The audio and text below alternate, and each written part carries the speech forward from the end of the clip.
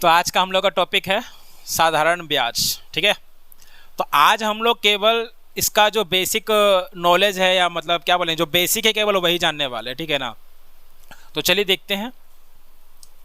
सबसे पहले साधारण ब्याज यानी कि सिंपल इंटरेस्ट में कौन कौन सा टर्म यूज होता है वो जान लीजिए। सबसे पहला क्या आपका मूलधन, जिसको इंग्लिश में हम लोग क्या कहते हैं, प्रिंसिपल कहते हैं। ठीक है, अब ये मूलधन क्या होता है, जैसे मान लीजिए मेरे को कोई सामान खरीदना हो, ठीक है, मेरे पास पैसा नहीं है, मेरा एक फ्रेंड बहुत पैसा वाला है, हम उससे कुछ पैसा मांग लिए, है कि नहीं, तो जो पैसा हम उससे मांगे ना वही हमारा क्या हो गया, मूलधन हो गया। ठीक है, हम बोले कि हमको 2 साल के लिए पैसा चाहिए तुमसे, ठीक है, तो समय हमारा कितना हो गया, 2 साल हो गया। अब वो बोला कि इस पैसा के बदले हम तुमसे कुछ लेंगे, मतलब पैसा के बदले हम पैसा लेंगे आपसे। ठीक है, तो जो पैसा वो मेरे से लेगा वो हो जाएगा आपका क्या, ब्याज हो जाएगा। अब ब्याज जो लेगा तो कितना ब्याज लेगा, तो बोला कि हम 1 साल में आपसे जो भी पैसा दिए उसका 10% लेंगे या 5% लेंगे या 15% लेंगे या 20% लेंगे, तो वो आपका क्या हो गया, ब्याज का दर हो गया।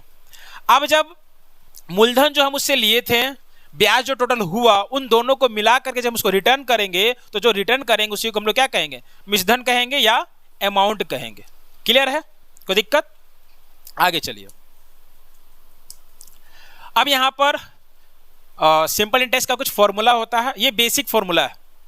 ठीक, इसके अलावा और भी बहुत सारा फॉर्मूला है, बट ये बेसिक फॉर्मूला है। फॉर्मूला को केवल हम लोग जानेंगे अभी, और जब क्वेश्चन हम लोग को कंपटीशन का बनाना होगा तो फॉर्मूला का यूज नहीं करेंगे, बिना फॉर्मूला का बनाएंगे, बट इसको थोड़ा सा जान लेते हैं। ठीक, तो सिंपल इंटरेस्ट जो होता है वो क्या होता है, P गुना R गुना T बटा 100 होता है।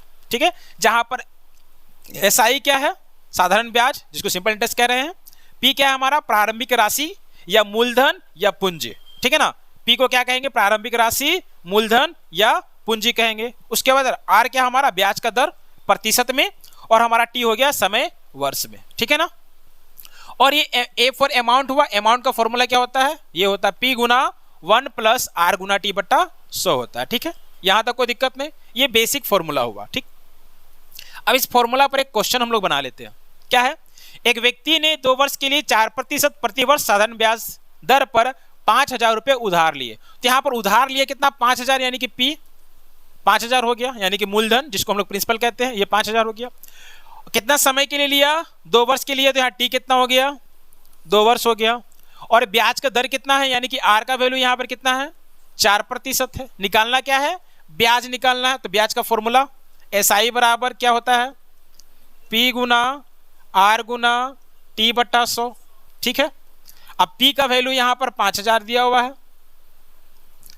R हमारा कितना है, 4 है, और T हमारा 2 है, और नीचे में क्या लिखना है, 100 लिखना है। ये 2 जीरो से ये 2 जीरो कैंसिल हो गया।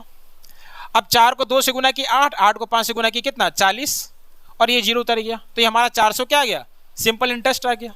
अब हमको क्या बताना है, कितनी राशि भुगतान की, मतलब कितना राशि भुगतान किया गया वो ज्ञात करना हमको। तो भुगतान किया गया राशि कितना हो जाएगा, 5,000 जो लिए थे वो रिटर्न करेंगे, और जो ब्याज हुआ वो रिटर्न करेंगे। तो दोनों को मिला दीजिए, तो 5,000 प्लस 400, सॉरी 5,000 ना, 5,000 प्लस 400 डॉलर कितना रिटर्न करना होगा, 5400। क्लियर है, बन गया हमारा क्वेश्चन। और अगर हम लोग डायरेक्ट अमाउंट का फॉर्मूला लगाते हैं, तो अमाउंट का फॉर्मूला क्या लिखे थे हम लोग, P 1 प्लस R गुना T बट्टा 100, यही था ना। P हमारा कितना है, 5,000 है, 1 प्लस R गुना T, R हमारा कितना है, 4 है, और T कितना, 2, कितना 8 हो जाएगा। यहाँ पर क्या हो गया, 8 बट्टा 100 हो गया। ठीक है ना, अब 5,000 का वैल्यू निकालना है, तो 5,000 को 1 से गुना किए तो 5,000 हुआ, और फिर 5,000 को गुना करेंगे कितना से, 8 बट्टा 100 से, तो ये 2 जीरो से ये 2 जीरो कैंसिल हो गया, तो ये हो गया हमारा 5,000 प्लस 50 गुना 8 कितना हो गया, 400। कितना आंसर आ गया हमारा, 5400। क्लियर है ना, तो फॉर्मूला पे बैठा कर इस तरह से बनाएंगे। और चूंकि मेरा सिंपल इंटरेस्ट निकल चुका था तो मूलधन में जोड़ दिया, अमाउंट मिल गया मेरे को, फॉर्मूला लगाने की क्या जरूरत है। क्लियर है, हाँ, अगर हम लोगों को पूछता कि डायरेक्ट अमाउंट बताइए, भुगतान की गई राशि बताइए, तो ये फॉर्मूला को बैठा करके हम लोग अमाउंट निकाल सकते थे। क्लियर है, कोई दिक्कत? आगे चलते हैं। इसके अलावा कुछ फॉर्मूला है आपका, जैसे मान लीजिए साधारण ब्याज निकालना हो तो मिश्रधन में मूलधन को घटा देना है। सिंपल इंटरेस्ट अगर निकालना हो तो अमाउंट में प्रिंसिपल को क्या करेंगे, माइनस कर देंगे। अगला देख लीजिए, अगर मूलधन ज्ञात करना हो यानी कि प्रिंसिपल फाइंड करना हो तो मिश्रधन में से साधारण ब्याज को माइनस कर देंगे, ठीक है ना। और अगर मिश्रधन ज्ञात करना हो तो मूलधन में साधारण ब्याज को जोड़ देंगे, अमाउंट में प्रिंसिपल और एसआई को क्या कर देंगे, ऐड कर देंगे। ये भी फॉर्मूला है, ठीक है ना।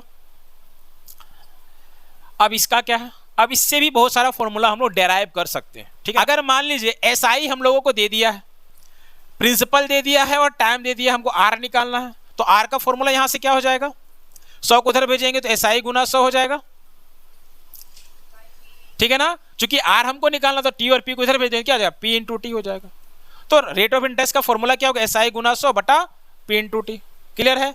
अगर मान लीजिए हम लोगों को अब टी दे दिया है, सॉरी टी निकालना है, एस आई पी और आर दे दिया, तो टी का फॉर्मूला मतलब टाइम का फॉर्मूला क्या हो जाएगा, एस आई गुना 100 और नीचे में क्या हो जाएगा, पी इंटू आर। ये निकल गया हमारा।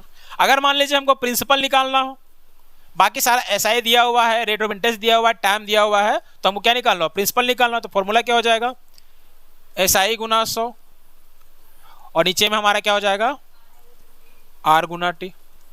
ये सारा भी फॉर्मूला ही है, बट बेसिक फॉर्मूला हमारा ये है और यही फॉर्मूला हम लोगों को याद रखना है। लेकिन एग्जाम में क्वेश्चन बनाते समय इसको हम लोग यूज करने वाले नहीं है, बिना फॉर्मूला का हम लोग सारा क्वेश्चन बनाएंगे, ठीक है। उसी तरह से यहां से भी निकल सकता है, प्रिंसिपल निकल सकता है, रेट ऑफ इंटरेस्ट निकल सकता है, टाइम निकल सकता है, अमाउंट अगर दिया रहा तो। क्लियर है ना।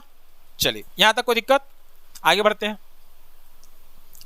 अब एक क्वेश्चन हमारा है, क्या है, एक राशि जिसमें 450 रुपया हो, ठीक है, कितना है, 450 है, जिसका ब्याज का दर कितना है, 4.5% है।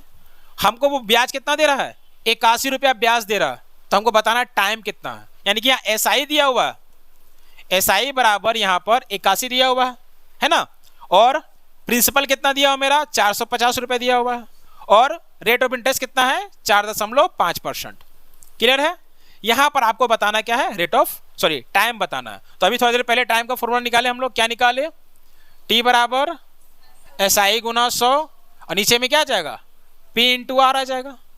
तो एस आई हमारा कितना 81 है, गुना 100, पी का वैल्यू कितना है 450 और आर का वैल्यू कितना है 4.5। सॉल्व कीजिए इसको, ये जीरो से ये जीरो कैंसिल हो गया, पॉइंट को रिमूव किए तो नीचे में क्या आ गया, मतलब ऊपर क्या चला गया, 10 चला गया। अब इसको सोल्व कर लीजिए, 5 9 जा 45, 5 2 जा 10, ये 5 से कटेगा, 5 9 जा 45, ये 5 2 जा 10, ठीक है ना। 9 इंटू 9 कितना होता है, 81 होता है, तो ये 81 से 81 कैंसिल हो जाएगा, तो 2 2 जा क्या आ गया, 4 आ गया। 4 ईयर हमारा आंसर हो गया।